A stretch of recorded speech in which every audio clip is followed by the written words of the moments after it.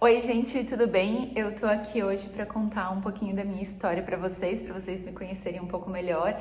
Eu tenho muitos pedidos para contar a minha história lá no meu Instagram. Se tu não me segue, aqui embaixo tá o link na descrição e também tá aparecendo aqui na tela. Então, eu comecei a minha carreira profissional através da moda. Eu fiz faculdade de moda.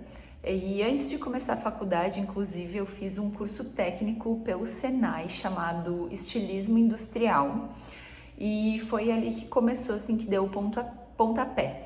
Eu sempre gostei muito de criação, de pesquisa, eu sempre fui muito curiosa. Então, isso foi um curso que eu gostei muito de fazer. Esse curso de estilismo industrial, ele era um curso técnico e ele durou 2 anos.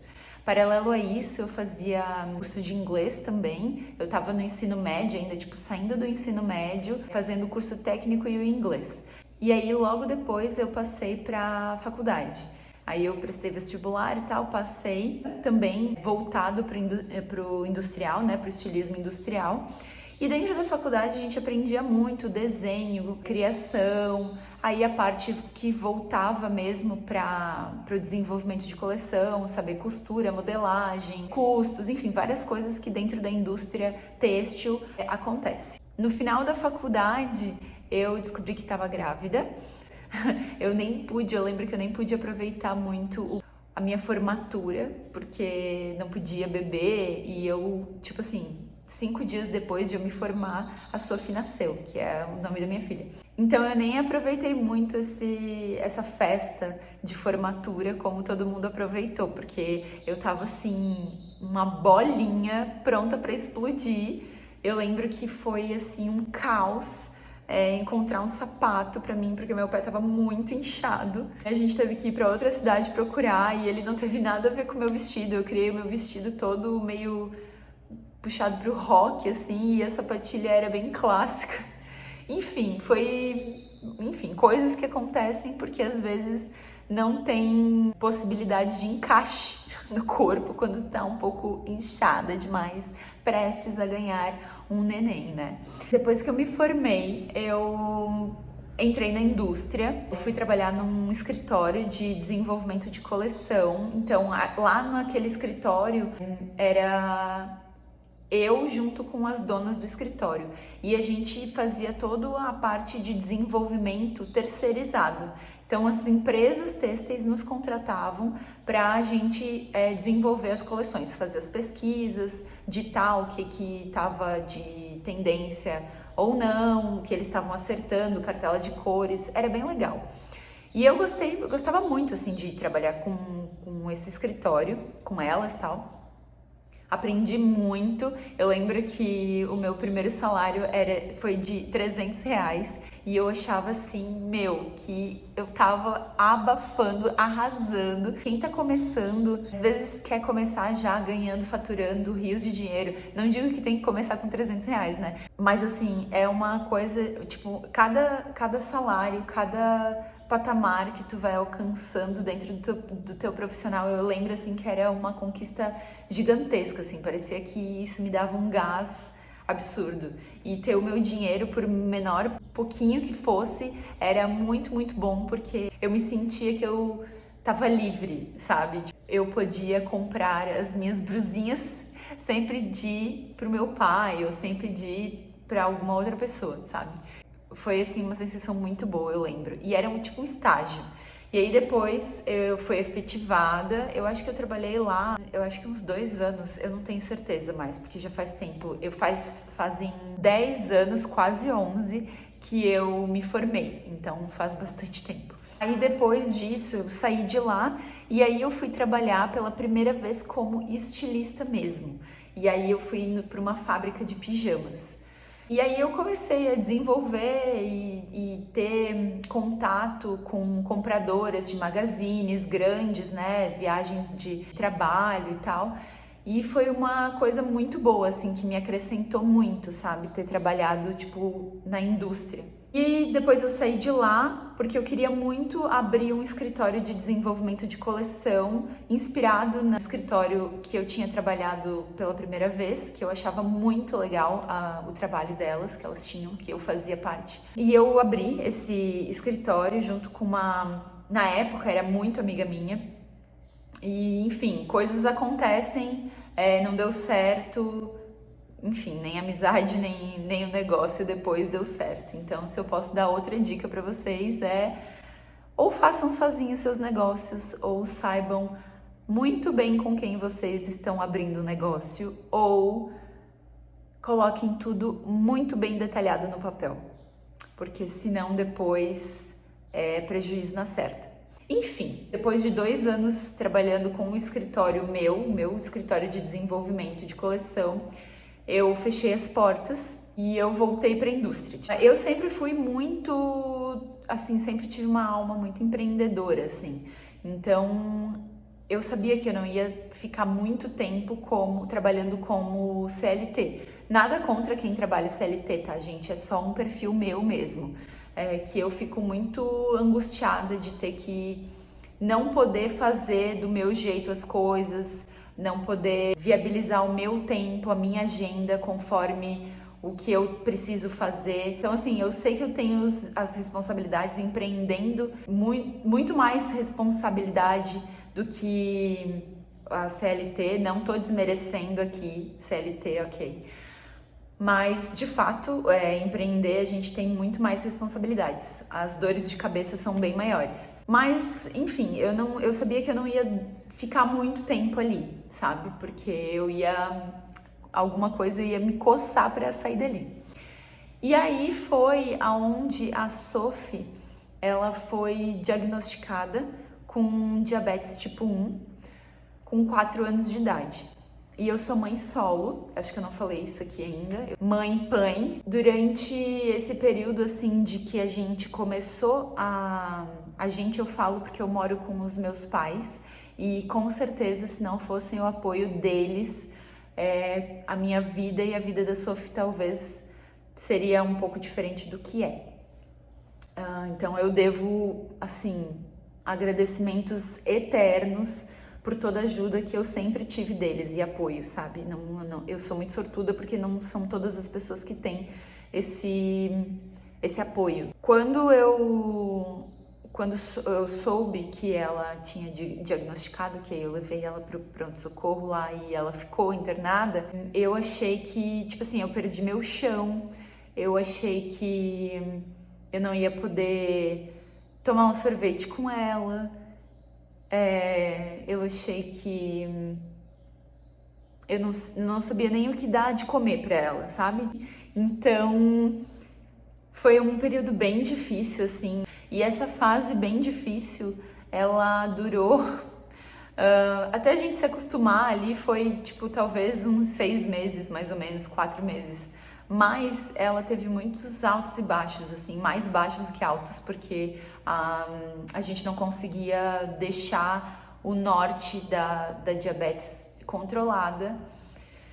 Então eu comecei a ter muito problema psicológico, porque isso foi me afetando de uma forma muito forte, assim. A gente encontrou uma médica especializada em diabetes tipo 1, então hoje ela tem uma vida muito boa, muito equilibrada, mas ela não deixa de comer um sorvete, tomar um sorvete, comer um fast food e tudo mais. Então, quem tiver alguma dúvida a respeito disso também pode me colocar aqui, porque muitas vezes as pessoas têm diabetes, mas elas não sabem como fazer para ter uma vida normal sem restrições, né? E aí eu tinha saído da empresa para cuidar da Sophie, né, da saúde da Sophie. Então eu não estava mais trabalhando e aí eu, enfim, tinha que fazer alguma coisa e eu sempre pensei assim, precisa de fazer alguma coisa que tu possa sair sem bater cartão ou sem ter que pedir para alguém, tudo bem se eu sair e ficar X horas fora, sabe? Isso me incomodava, assim, muito. Então eu sabia que eu teria que empreender para ter o meu horário. E aí foi onde eu me inspirei na própria Sophie e criei a Sofilândia, que era uma marca de acessórios infantis. E eu juntei todo o meu know-how do que eu aprendi nos meus cursos, do que eu aprendi na faculdade, do que eu aprendi trabalhando na indústria, né, vivenciando isso. Eu juntei tudo isso e criei a Sofilândia com todo um branding, tinha todo um posicionamento, tinha todo um... Eu sabia para quem que eu estava vendendo. Foi muito legal, assim, muito legal. Então, aconteceu que comecei a ver que aquilo lá estava sendo muito mais o meu hobby. Só que por se tornar um hobby, eu percebi que não era... Eu colocava a essência da Sof e tudo mais, mas eu ainda não era aquilo, ainda não fazia o meu coração assim disparar completamente.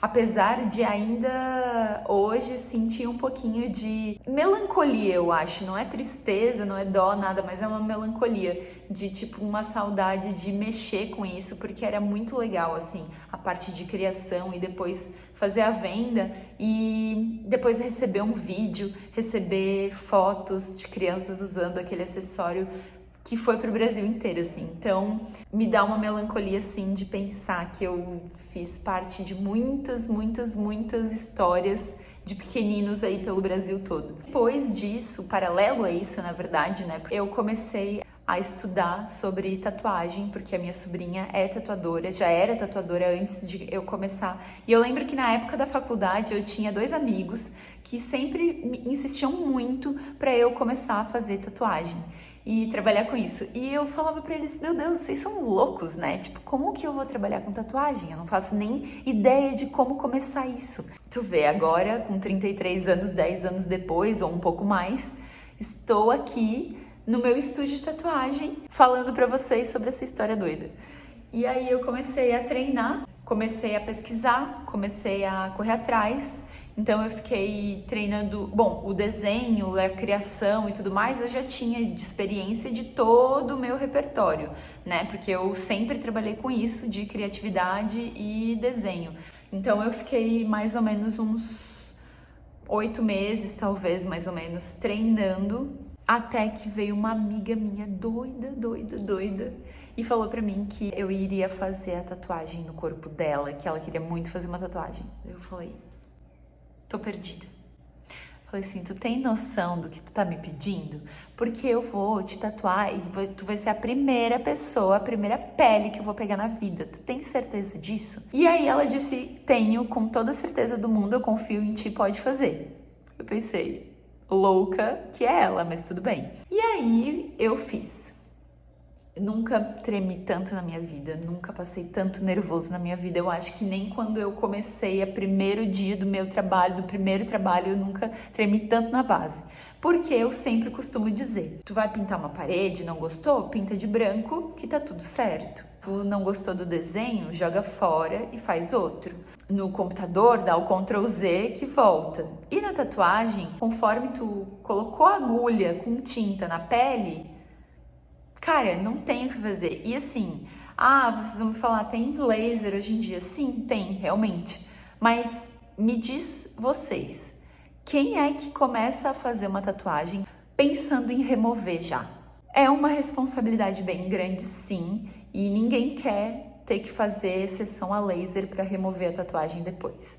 E aí tá, eu comecei a fazer a tatuagem e tal. Deu tudo certo e eu, cara de pau, como sou, postei na internet e, por incrível que pareça, as pessoas gostaram e me elogiaram e começaram a procurar. Só que na época eu não tinha um estúdio de tatuagem, eu tinha só a sala da minha casa. E foi então que eu decidi, junto com a Bruna, que é a minha sobrinha, abrir o estúdio de tatuagem. E então a gente trouxe todo esse branding de tatuagens delicadas, tatuagens femininas, voltado realmente para o público feminino. Não quer dizer que a gente não faça tatuagens em homens, a gente faz, mas a pessoa precisa se identificar com o nosso traço, com o nosso estilo de trabalho. Então, quando a gente resolveu abrir, a gente pensou em toda a cartela de cores, na logo, em tudo que a gente queria passar, qual cliente que a gente queria atingir. Então isso é uma coisa bem legal, se vocês quiserem algum dia que eu fale a respeito desse lado mais empreendedor, de como que a gente resolveu cartela de cores, como que eu penso em que público que eu quero atingir e tal, vocês comentam aqui embaixo nos comentários, que daí eu faço o vídeo para vocês. Vai ser bem legal essa interação, essa troca. E então, hoje fazem quase 2 anos que eu trabalho com tatuagem. Eu vou colocar aqui o meu Insta rolando para vocês terem ideia de como é mais ou menos, mas eu convido vocês para acessar o Instagram e conhecer o meu trabalho um pouco mais de perto. Então, agora, no momento, estou tatuadora. Eu sempre costumo dizer que eu sou um pouco água e eu vou indo assim, eu não me rotulo, sabe? Antigamente eu estava estilista, depois eu estava artesã e agora eu estou tatuadora. O futuro só a Deus pertence, não é mesmo? Não sabemos. Mas eu gosto muito da profissão que eu exerço hoje. Eu acho que tem muito caminho pela frente ainda e muitas possibilidades. Então, se eu posso deixar uma conclusão dessa minha história para vocês, talvez, não sei se serve de exemplo, mas pode ser um trampolim para vocês verem que não necessariamente a gente precisa passar a vida inteira fazendo a mesma coisa, não necessariamente a gente precisa desacreditar que tudo tá perdido, porque não tá. Se vocês têm o sonho de mudar de área, mesmo que seja CLT, mesmo que seja empreendedorismo, enfim, qualquer coisa que seja, se vocês têm vontade, façam mesmo com responsabilidade. Eu acho que vale muito, muito, muito a pena. Essa foi a minha história, espero que vocês tenham gostado. Se vocês tiverem alguma dúvida, me manda aqui que eu vou ter o prazer de responder para vocês. Um beijo, tchau! Ah, não se esquece de curtir o vídeo, se inscrever aqui no canal e de deixar o teu comentário o que tu achou dessa minha história. Beijo, tchau!